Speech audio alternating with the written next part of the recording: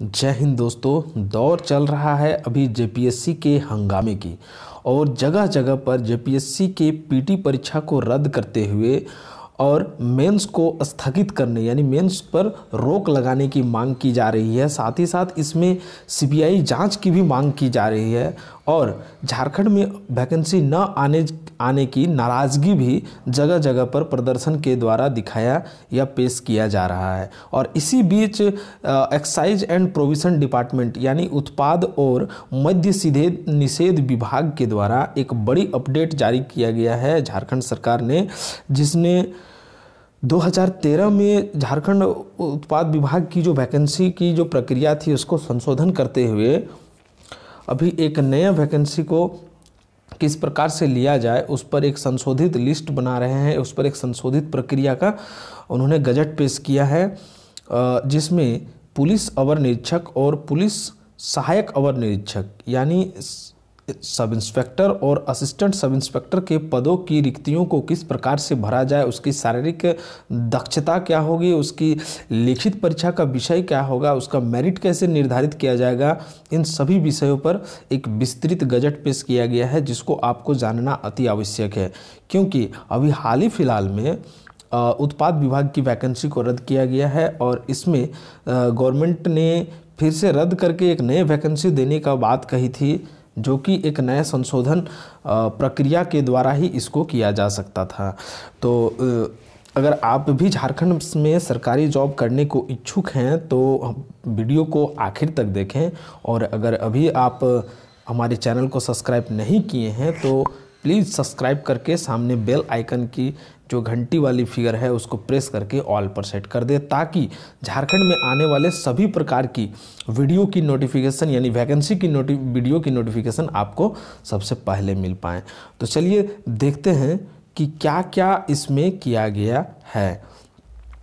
तो झारखंड गजट जो पेश किया गया है उसके अकॉर्डिंग सब इंस्पेक्टर और असिस्टेंट सब इंस्पेक्टर की बहाली को लेकर किया गया है, जिसमें सबसे पहला पॉइंट बताया गया है कि झारखंड उत्पाद अधीनस्थ सेवा कर्मी भर्ती नियमावली 2013 के नियुक्ति की अर्हताएं को कंडिका 1 में किस तरह से था पहले कि शैक्षणिक योग्यता किसी भी संवर्ग में उम्मीदवार की न्यूनतम जो शैक्षणिक योग्यता होगी वो भारत के अंदर मान्यता प्राप्त विश्वविद्यालय या संस्थान से किसी भी संकाय में स्नातक यानी ग्रेजुएशन या फिर उसके समकक्ष की योग्यता जरूरी होगी। ठीक है, उसको अब निम्न प्रकार से उसमें संशोधन किया है। कैसा संशोधन किया गया है? संशोधन बस वही है, बस उसमें स्नातक या करना ही होगा, लेकिन इसके अतिरिक्त क्या कहा गया है कि अब जो कैंडिडेट होगा उसको मैट्रिक या 10वीं में या फिर इंटरमीडिएट या 12 का एग्जामिनेशन झारखंड राज्य में अवस्थित मान्यता प्राप्त शैक्षणिक संस्थान से ही उत्तीर्ण होना अनिवार्य होगा। साथ ही साथ अभ्यर्थियों को स्थानीय रीति रिवाज, भाषा और परिवेश का ज्ञान होना अनिवार्य होगा, और ये चीज़ उस पर लागू नहीं होगा जो आरक्षण नीति से आच्छादित होने वाले होते हैं, यानी SC ST के कैंडिडेट पर इस चीज़ को लागू नहीं किया जाएगा। और साथ ही साथ जो अनुकंपा पर नियुक्ति होने वाली है या फिर जो डिपार्टमेंटल एग्जामिनेशन होगा उस पर भी ये लागू नहीं होगा। अगला पॉइंट जैसे कि बताया गया है इसमें है शारीरिक दक्षता, जो कि बहुत ही इम्पोर्टेंट। इसके बाद आता है कि शारीरिक योग्यता क्या थी। तो 2013 में शारीरिक योग्यता के आधार पर सामान्य और पिछड़ा, साथ ही साथ अत्यंत पिछड़ा वर्ग का जो पुरुष वर्ग का कैंडिडेट होता था उसकी जो हाइट होनी चाहिए थी वो 165 सेंटीमीटर, जबकि SC ST के जो पुरुष उम्मीदवार हुआ करते थे उनकी जो हाइट होनी थी वो 162 सेंटीमीटर को निर्धारित किया गया था। साथ ही साथ जनरल और OBC के कैंडिडेट महिला कैंडिडेट के लिए 155 सेंटीमीटर और SC ST के महिला कैंडिडेट के लिए हाइट 152 सेंटीमीटर किया गया था। और अगर चेस्ट की बात करें तो बिना फुलाए माप जो है वो 81 सेंटीमीटर थी सामान्य वर्ग के लिए, और वहीं पर जो SC ST के छात्र कैंडिडेट हुआ करते थे उसके लिए 79 सेंटीमीटर बिना फुलाए थे, और महिलाओं के लिए तो माप की जाती नहीं है। तो अब इसी को चेंजेस करके अभी जो नया किया गया है सब इंस्पेक्टर के लिए, ये देखिए किया गया है कि सभी के लिए सामान्य वर्ग हो, आर्थिक रूप से पिछड़ा वर्ग यानी ईडब्ल्यूएस हो, या फिर अत्यंत पिछड़ा या पिछड़ा वर्ग हो, इन सभी के लिए जो हाइट होगी वो 160 सेंटीमीटर, और जबकि जो सीना का जो फुल होगा माप वो 81 सेंटीमीटर होगी। और इसी में SC ST के लिए 155 सेंटीमीटर निर्धारित किया गया है और सीना को 79 सेंटीमीटर। और यहाँ पे सबसे खास बात यह है कि महिला चाहे वो कोई भी कैटेगरी की हो, उनकी जो हाइट होगी वो 148 सेंटीमीटर की निर्धारित किया गया है।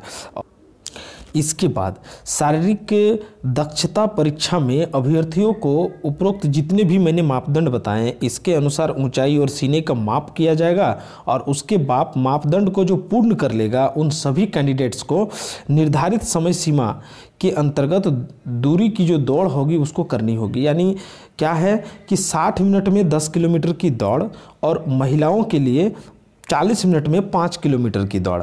अभी इस पे जो मुख्यमंत्री जी के भाषण के द्वारा जो किया गया था, एक विवाद टाइप का हो गया था कि पहले दौड़ होगी या परीक्षा होगी, तो इससे इस परीक्षा के लिए इस बात को क्लियर हो जा रहा है कि पहले तो परीक्षा ही होगी।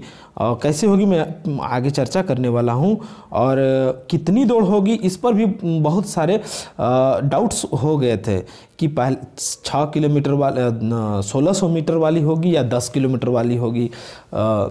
ठीक है, तो इसमें आप क्लियर देख पा रहे होंगे कि 10 किलोमीटर वाली को ही मान्यता दी जा रही है, क्योंकि एक नियुक्ति प्रक्रिया को सरल करना सरकार की कहीं ना कहीं सोच है, जिसमें 60 मिनट में आपको 10 किलोमीटर की दौड़ लगानी होगी पुरुष वर्गों के लिए, जबकि महिलाओं के लिए 40 मिनट में 5 किलोमीटर की दौड़ लगानी होगी। अच्छा, इस दौड़ में आपको कोई भी अंक नहीं दे होगा बस, लेकिन आपको इसमें सफल होना अनिवार्य होगा। और इसमें एक और मॉडिफाइड है कि आयोग जैसा यानी जिस विधि से चाहे उस विधि से शारीरिक दक्षता परीक्षा जो है उसी संस्थान या मेडिकल बोर्ड द्वारा संचालित करेगी जिसमें उसको उचित लगेगा। ठीक है, ये एक पॉइंट है। आगे देखते हैं आगे हमारा क्या है पॉइंट। पहले क्या होता था 2013 वाला में कि सीधी भर्ती द्वारा जितने भी रिक्तियों का भरा जाना था आरक्षणवार, उसका अधियाचना पत्र प्राप्त होने पर आयोग ऐसी विधि से जैसा कि वह उचित समझता था विज्ञापन प्रकाशित करता था और हिसाब से वो अभ्यर्थियों को आमंत्रित करता था। लेकिन अब उसको मॉडिफाइड कर दिया गया है। कैसा मॉडिफाइड किया दिया गया है कि सीधी भर्ती द्वारा भरे जाने वाले रिक्तियों की आरक्षणवार अधियाचना प्राप्त होने पर आयोग झारखंड कर्मचारी चयन आयोग परीक्षा स्नातक स्तर संचालन संशोधन नियमावली 2021 यानी JSSC का जो ग्रेजुएशन लेवल का जो संशोधन नियमावली अभी 2021 पेश किया गया है, उसी के अंदर विज्ञापन प्रकाशित किया जाएगा और इसी के आधार पर परीक्षा लिया जाएगा पुलिस अवर निरीक्षक उत्पाद के पदों पर सीधी भर्ती के लिए, और इस पर वो कैंडिडेट को आमंत्रित करेगा। और इसमें देखिए स्पष्ट लिखा गया है कि सर्वप्रथम लिखित परीक्षा की आयोजित की जाएगी। लिखित परीक्षा के उपरांत शारीरिक दक्षता की जांच हेतु आयोग के रिक्त पदों के विरुद्ध 3 गुना सफल अभ्यर्थियों को शारीरिक दक्षता में वर्णित प्रावधान अंतर्गत संपन्न कराई जाएगी। आयोग लिखित परीक्षा, शारीरिक दक्षता परीक्षा एवं चिकित्सा परीक्षा के पश्चात नियुक्ति हेतु उत्तीर्ण अभ्यर्थियों की आरक्षणवार मेगा सूची तैयार कर विभाग को उपलब्ध कराएगा। इतना काम जो है वो JSSC के थ्रू किया जाएगा और उसके बाद वो डिपार्टमेंट को सौंप देगा। जैसा कि अभी 2017 और 18 वाले वैकेंसी जो पुलिस कांस्टेबल और पुलिस सब इंस्पेक्टर की वैकेंसी में होता आया है, लेकिन उसमें PT और मेंस को रखा गया था। अब देखिए हम लोग आगे बात करने वाले हैं कि किस प्रकार से PT को यहाँ पे ख़त्म किया जा रहा है। तो ये सबसे इम्पोर्टेंट बात है कि अब आपको PT का एग्जामिनेशन यानी प्रारंभिक परीक्षा नहीं देनी है, सिर्फ और सिर्फ आपको लिखित परीक्षा अपना फिजिकल देना है और मेडिकल देना है। लिखित परीक्षा रिटर्न एग्जामिनेशन, फिजिकल और मेडिकल होगा और इसी के अकॉर्डिंग आपको मेरिट लिस्ट डिसाइडेड किया जाएगा। तो आपको एक बात अभी कमर कस लेनी है, गांठ बांध लेनी है कि अभी आपको सिर्फ और सिर्फ पढ़ाई करनी है, ना कि आपको विशेष दूसरे बातों पर ध्यान देना है, क्योंकि आपकी मेरिट जो है वो डिसाइडेड होगी सिर्फ और सिर्फ आपके लिखित परीक्षा के ऊपर। आपका मार्क्स जो है वो लिखित परीक्षा में जितना अधिक होगा उसी के अकॉर्डिंग आपका मेरिट लिस्ट का निर्धारण किया जाएगा।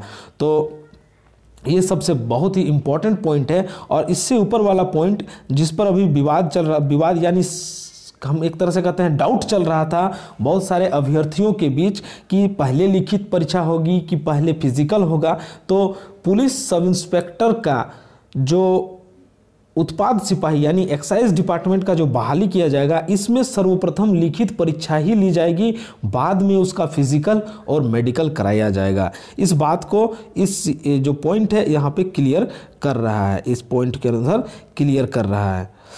ठीक है, अब हम लोग देखते हैं कि इसमें साक्षात्कार हुआ करते थे 2013 में, यानी कि इंटरव्यू फेस किया जाता था कि उसके संपूर्ण, जिस व्यक्ति का आप बात करें उसके संपूर्ण व्यक्तित्व, विषयों के ज्ञान पर, करंट अफेयर्स की जानकारी पर, रचनात्मक एवं सकारात्मक गुणों की परीक्षा पर उसको जो है वो एक्स्ट्रा पर उस पर साक्षात्कार किया जाता था, जिसको विलोपित किया जाता है। यानी विलोपित यानी अब उसको नहीं किया जाएगा, उसको पूरी तरह से यहाँ डिस्ट्रॉय कर दिया गया है।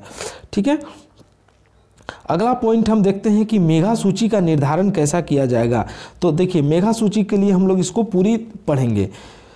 पहले क्या था कि लिखित परीक्षा एवं साक्षात्कार में प्राप्त अंकों के आधार पर आयोग आरक्षणवार रिक्तियों के विरुद्ध मेधा सूची तैयार कर उतनी संख्या में अभ्यर्थियों की अनुशंसा विभाग को भेजेगा जितनी संख्या में रिक्तियों की प्रतिवेदित की गई है। यानी कि मेरिट लिस्ट निकल जाता था किसके बेसिस पे, रिटर्न और साक्षात्कार के विषय पे, और जितना विभाग ने रिक्ति दिया था उसी के रिक्ति के अनुरूप उसको कि लीजिए आपने 500 वैकेंसी दिया था, मैं 500 वैकेंसी आपको अनुशंसा कर दे रहा हूं, आप इसमें से इसको ज्वाइनिंग करा सकते हैं।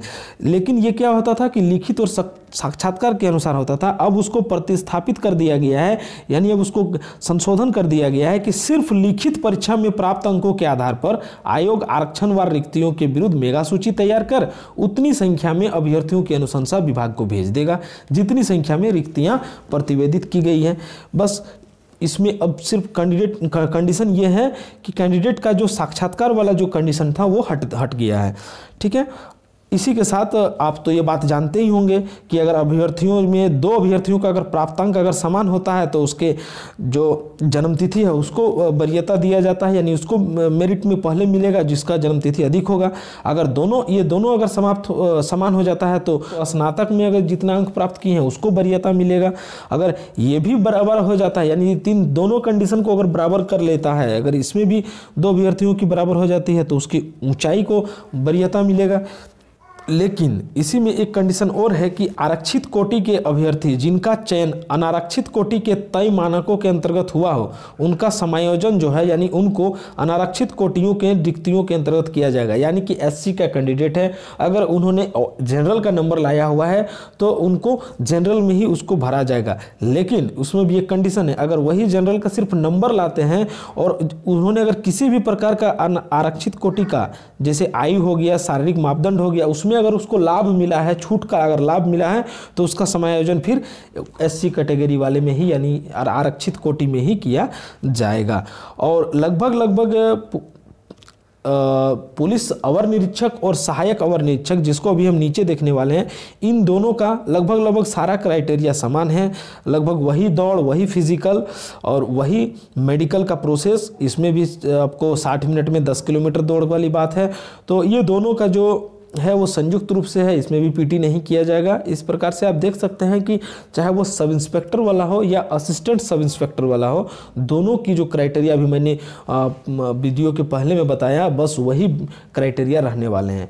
तो सबसे बड़ी बात है कि आप इसमें तैयार हो जाएं, क्योंकि आपको सिर्फ और सिर्फ मेरिट जो है वो बनेगा रिटर्न एग्जामिनेशन के बेस पर ही। ठीक है, तो आपसे छोटी सी रिक्वेस्ट है कि अगर हमारे चैनल को आप सब्सक्राइब नहीं किए हैं तो प्लीज़ सब्सक्राइब करके घंटी को प्रेस कर दें ताकि आपको नोटिफिकेशन मिले। ठीक है, फिर मिलते हैं अगले वीडियो में। धन्यवाद।